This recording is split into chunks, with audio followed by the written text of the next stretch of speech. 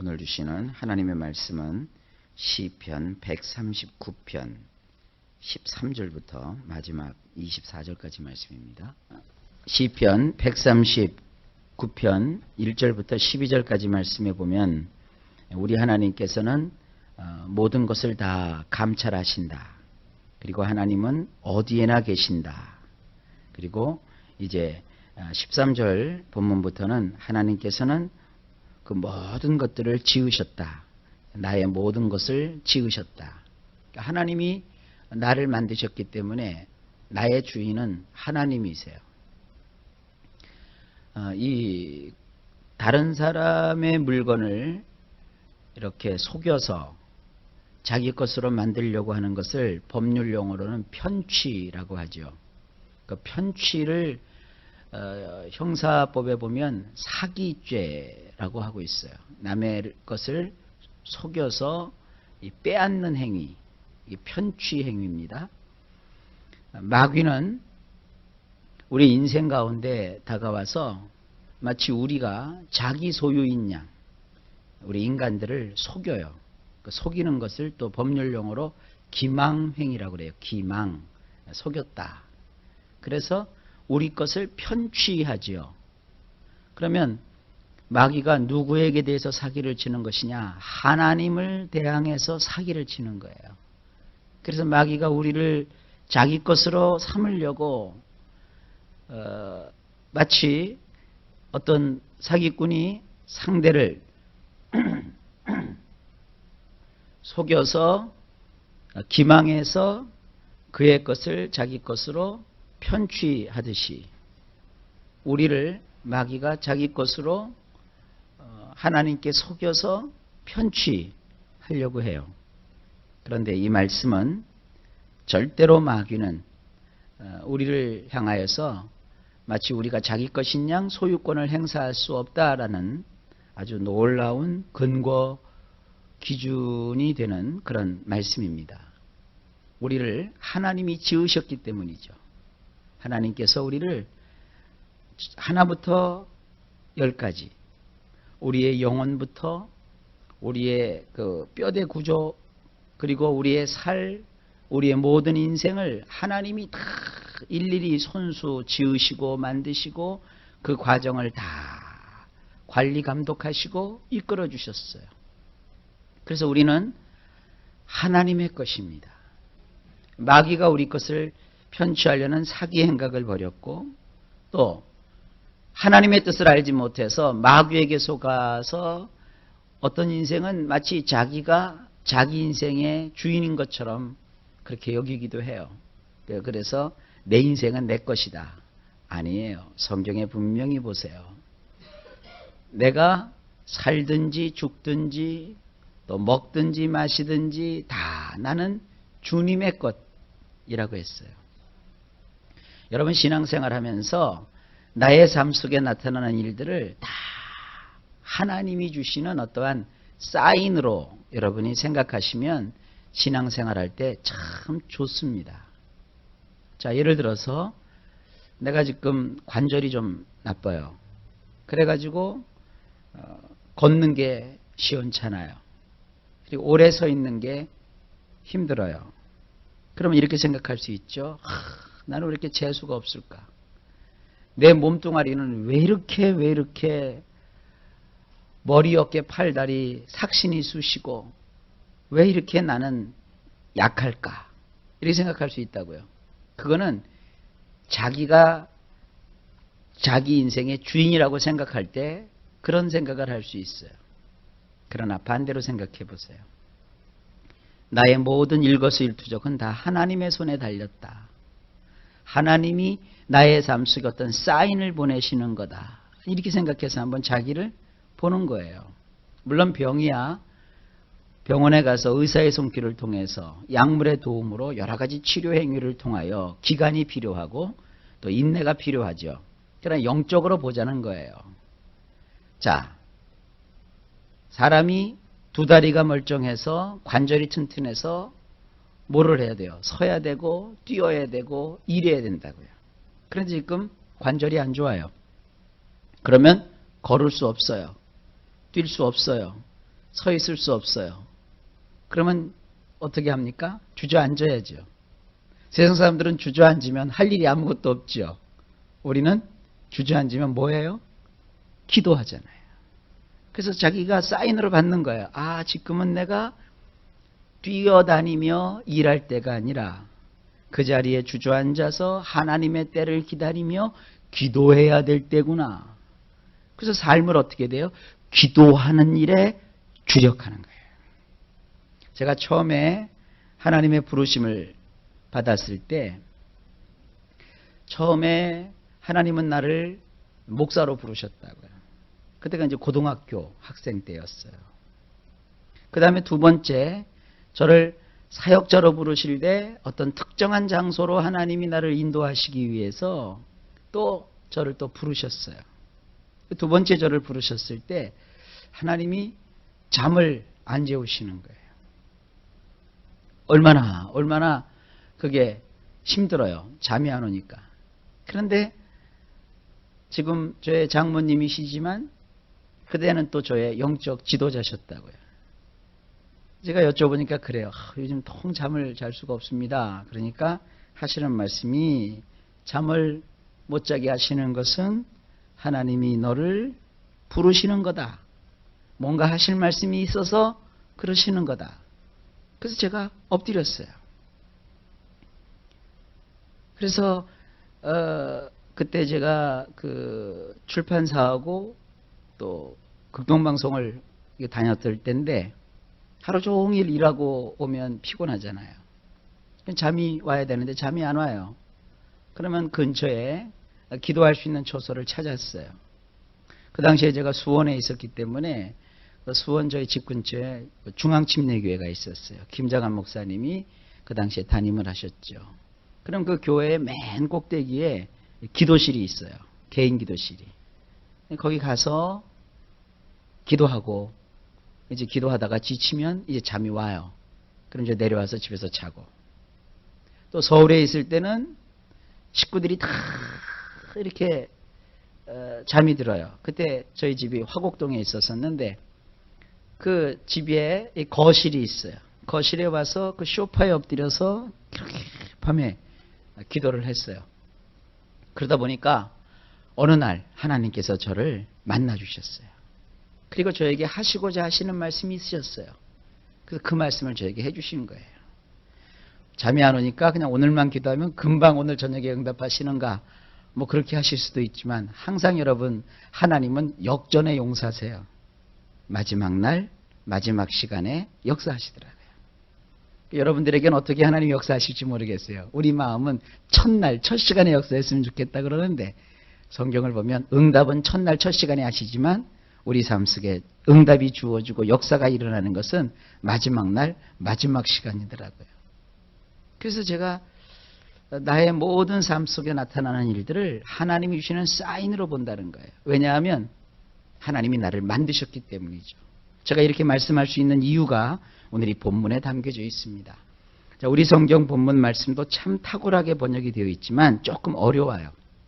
그래서 제가 원문에서 번역을 해서 한번 쭉 읽어드리겠습니다. 13절입니다.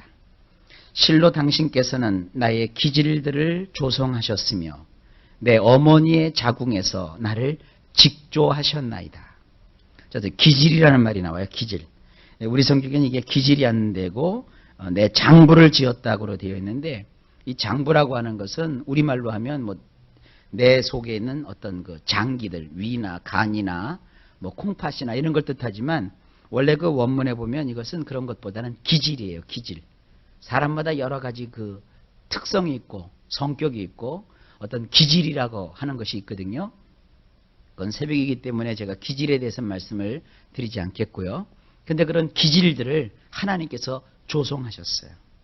그리고 내 어머니 자궁 속에서 나를 여기 직조했다는 말이 있어요. 우리 성경에 이걸 조직이라고 했는데 이 직조라는 말은 뭐냐면 옷감을 짤 때 날줄, 시줄 그래갖고 이렇게 막 얼기설기 우리를 옷감을 짤 때 이렇게 쭉 배틀에 넣어놓고 짜듯이 하나님께서 우리 인생을 어머니 그 자궁 속에서 하나님이 직접 직조하듯이 우리를 이렇게 하셨다는 거예요. 그래서 여기저기 필요한 부분을 하나님이 얼기설기 착 아주 조직적으로 직조하셨다는 거예요. 굉장히 과학적이고 치밀한 이 언어가 여기 사용되고 있습니다. 자, 14절 보면 나는 당신께 감사를 드립니다. 왜냐하면 나를 경이롭고 각별하게 지으셨기 때문입니다. 당신이 하신 일들은 놀랍기 그지였음을 나의 네페시가 너무도 잘 아나이다. 얼마나 대단한 얘기입니까? 나를 하나님께서 지으셨는데 아주 경이롭게 그리고 각별하게 지으셨어요. 저나 여러분은 하나님 앞에서 아주 특별한 존재들이에요. 하나님이 하신 일들은 놀랍기 그지없음을 나의 네페시가 너무도 잘 아나이다. 15절 내가 비밀스러운 곳에서 만들어질 때에 은밀한 세계에서 아주 미물의 상태인 채 내가 직조될 때에 나의 뼈대가 당신에게 숨기우지 못하였나이다. 이 15절을 우리 말씀을 보면 조금 이렇게 돼 있죠. 내가 은밀한 데서 지음을 받고 땅의 깊은 곳에서 기이하게 지음을 받은 때에. 그래서 땅의 깊은 곳에서 지음을 받았다는 말을 아무리 봐도 이해가 안 되는데 원문에 보니까 이게 그 땅이라고 하는데 이 땅의 깊은 곳이 뭐냐면 은밀한 세계. 이거를 이제 언더그라운드라고 하거든요. 언더그라운드 월드라고 영어는 그렇게 돼 있어요. 그래서 이렇게 이 세상뿐만 아니라 이 세계가 이루어지기 전 그 기초가 되는 세상을 뜻하는 거예요. 그래서 이 은밀한 세계에서 내가 아주 미물의 상태로 있었을 때 그때 하나님이 나를 직조하셨어요. 그래서 하나님이 나의 뼈대를 이렇게 다 만드셨어요. 16절 나의 태아 쪽 모습을 당신은 두 눈으로 또렷이 보았나이다. 당신의 기록책에다 그 모든 것을 다 적어 두셨나이다. 곧 그것들이 이루어질 정한 날들이 그것들 가운데 하나에 이르기까지 말입니다. 자, 이걸 뭐냐 하면 요즘 이제 의학이 발달해가지고 이 엄마 자궁 속에서 어떻게 아기가 만들어지는지가 지금은 카메라로 다 이렇게 포착을 해서 말이죠. 그걸 다 보여줘요. 근데 아이가 어머니 뱃속에서 10개월 동안 자라나는 과정이요. 아무렇게나 되는 게 아니에요. 다 그 10개월 동안 굉장히 치밀한 스케줄에 따라서 하나님이 하나씩 하나씩 만드시는 거예요. 그래서 완전한 인간의 형태를 갖추는 때가 얼마 걸리느냐? 약 20일이 걸린대요. 그런 다음에 그 인간으로 이렇게 딱 만들어지고 거기서 세포 분열을 계속 해가지고 아이가 그 속에서 커가는 거예요. 바로 그거예요. 되게 참 애석하게도 이 16절 말씀을 그냥 뭐 나를 위하여 정한 날이 하나도 되기 전에 그의 주의 책에 다 기록하였나이다. 이래가지고 이것을 무슨 뭐 팔자 또 무슨 뭐 예정 이런 걸 할 때 이 구절을 사람들이 들어서 사용을 해요. 그래가지고 우리가 인생을 살기도 전에 우리가 살아가는 날을 하나님이 다 이렇게 미리 정해 놓으셔가지고 팔자속 안으로 이렇게 다 되는 거라고 이렇게 얘기를 해요. 그게 아니에요. 원문을 보면 어머니 뱃속에서 모태에서 10개월 동안 우리가 지어질 때 하나님께서 아주 정확하게 그 순서를 만들어 놓고 하나씩 하나씩 그것을 만들어 가신다는 거예요. 얼마나 감사해요. 오늘 권사님이 손주를 볼지 손녀를 볼지 모르지만 아기가 태어난단 말이에요. 그 아기가 태어났는데 그냥 막 둘이서 그냥 그렇게 해가지고 그냥 이렇게 나오는 게 아니에요. 하나님이 그 안에서 하나씩 하나씩 지으셔서 기쁨을 주는 거예요. 인생의 문제도 마찬가지예요. 그저 일이 그냥 우양주양 그냥 그렇게 되면 되는 줄 아는데 아니에요. 기도함으로 때를 우리가 기다리게 되고 그 때를 맞추셔서 하나님은 우리의 인생에 하나씩 하나씩 하나님이 정해놓으신 그 뜻을 따라서 하나씩 하나씩 하나님이 이루어 나가시는 거예요. 그래서 하나님을 바라보세요. 주님을 바라보는 사람은요 절대로 인생에 하나님께서 손해나게 안 하세요. 문제는 뭐냐면 내가 방식을 정해놓고 내가 막 하나님을 막 내 마음대로 움직이려고 해요. 어떤 사람이 열심히 기도를 하다가 어느 날 보니까 교회에서 안 보여요.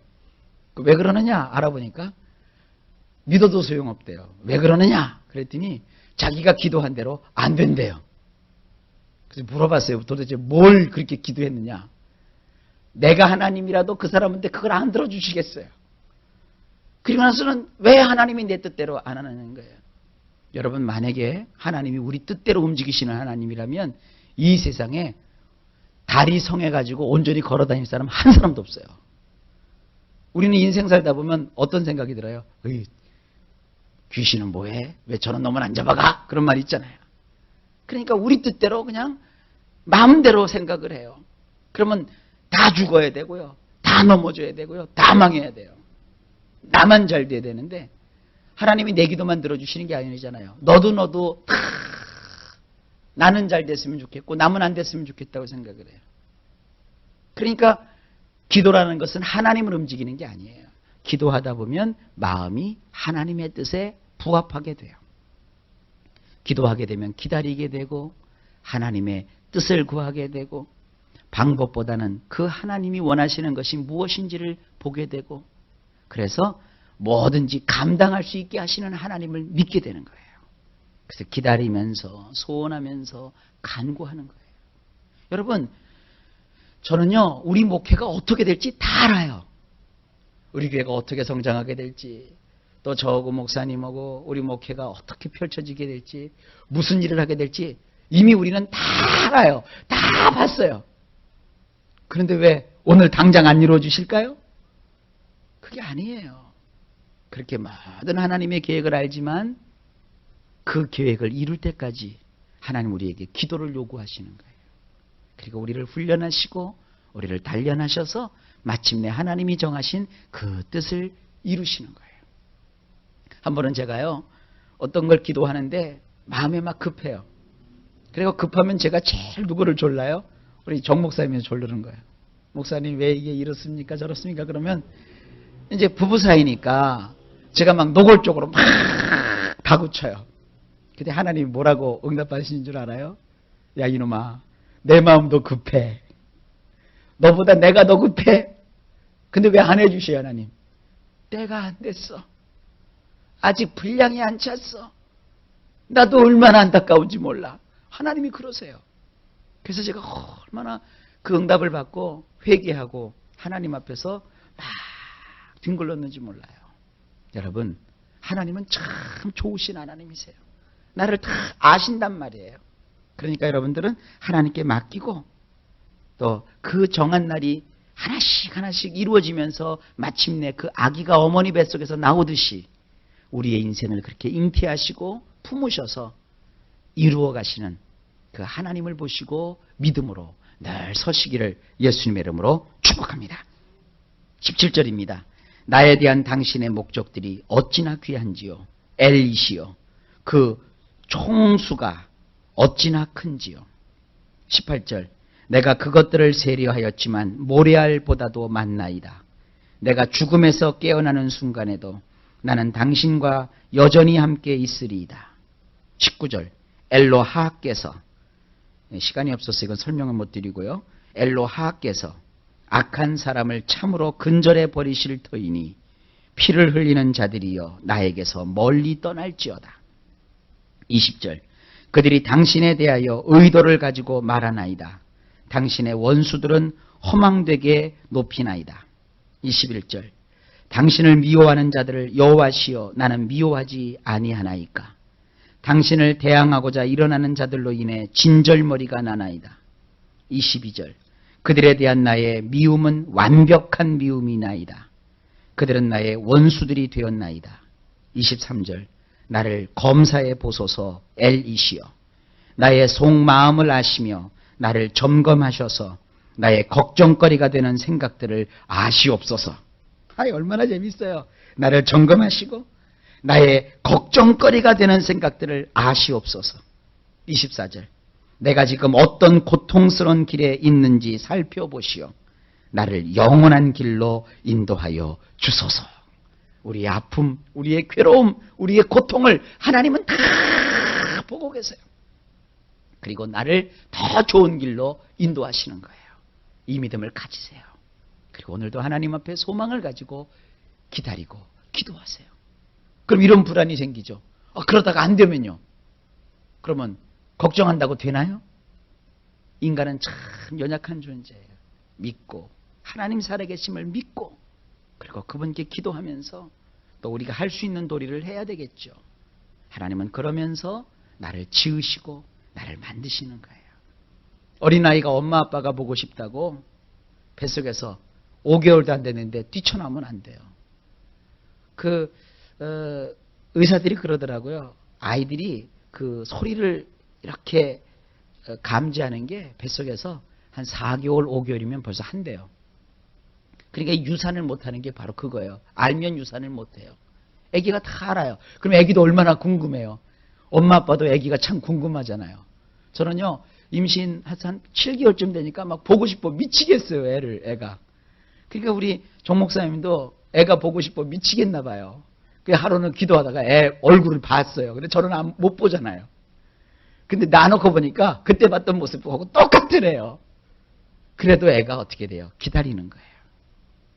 7개월에서 이제 3개월을 더 기다리는 거죠. 4개월이면 앞으로 6개월을 더 기다리는 거죠.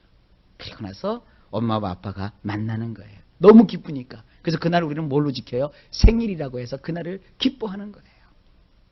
사랑하는 성도 여러분, 우리 모든 인생이 그렇습니다. 우리는 인생에 크고 작은 일을 만나죠. 지금 당장 일을 닥쳤을 때는 이걸 어떻게 될지 모르겠죠. 그러나 하나님을 믿으세요. 그리고 의지하세요. 그리고 기도하세요. 하나님은 정말 멋지게 이루어 주십니다. 내 뜻대로 이루어주지 않는다고요? 아니요. 나의 뜻보다 더 놀라우신 하나님의 뜻으로 하나님은 나를 이끌어 주시는 거예요. 그래서 우리가 어떤 문제를 놓고 기도했다면 내가 볼 때는 내 뜻대로 안 됐다고 해서 그게 망한 게 아니에요. 더 좋은 것을 하나님은 준비하고 계세요. 항상 기도하는 사람에겐 좋은 것을 주셔서 만족시켜 주세요. 그러나 대부분 우리가 기도한 대로 하나님이 응답해 주시는 거예요. 그래서 하나님 앞에 끊임없이 기도하고 매달려서 한번 간구해 보세요. 하나님 살아 계십니다. 지금은 기도할 때요. 하나님을 바라볼 때입니다. 하나님이 오늘도 종일토록 우리와 함께 하셔서 나의 그 길을 살펴주시고 영원한 길로 인도하여 주실 것입니다. 이 좋으신 하나님의 역사가 저나 여러분의 인생 속에 넘치게 임하시기를 예수님의 이름으로 간절히 축원합니다.